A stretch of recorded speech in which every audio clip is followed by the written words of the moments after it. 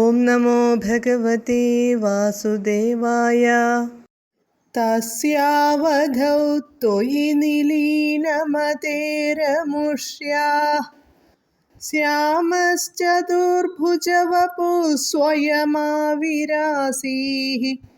നമ്രാം ച താമിഹ ഭവത്തനയോ ഭവേയം ഗോപ്യം മതീക്ഷണമിതി പ്രലപന്നയാസീഃ.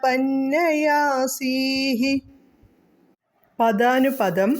തസ്യ അവധൗ വ്രതം അവസാനിക്കുമ്പോൾ, ത്വയി അങ്ങയിൽ, നിലീനമതേ മുഴുകിയ മനസ്സോടെ, അമുഷ്യാഃ ഇവളുടെ മുൻപിൽ, ശ്യാമഃ കാർവർണ്ണനും, ചതുർഭുജവപുഃ നാലു കൈകളുള്ളവനുമായി, ത്വം അങ്ങുന്ന്, സ്വയം ആവിരാസീഃ സ്വയം പ്രത്യക്ഷപ്പെട്ടു, ഇഹ നമ്രാം താം ച ഈ സമയത്ത് കാൽക്കൽ നമിച്ച അവളോട്, അഹം ഭവത്തനയഃ ഭവേയം ഞാൻ ഭവതിയുടെ മകനായി പിറക്കും, മതീക്ഷണം എൻ്റെ ദർശനം, ഗോപ്യം രഹസ്യമായിരിക്കണം, ഇതി എന്നിങ്ങനെ പ്രലപൻ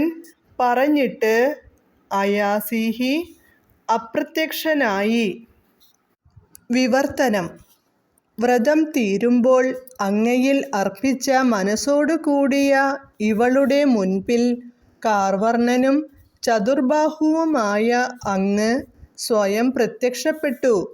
ഈ സമയം അങ്ങയുടെ പാദങ്ങളിൽ നമസ്കരിച്ച അവളോട്, ഞാൻ ഭവതിയുടെ മകനായി പിറക്കും, ഈ ദർശനം ആരും അറിയാതിരിക്കാൻ ശ്രദ്ധിക്കണം എന്നിങ്ങനെ അരുളി ചെയ്തിട്ട് മറഞ്ഞു. ഹരേ കൃഷ്ണ. ഹരേ കൃഷ്ണ ഹരേ കൃഷ്ണ കൃഷ്ണ കൃഷ്ണ ഹരേ ഹരേ, ഹരേ രാമ രാമ രാമ ഹരേ ഹരേ.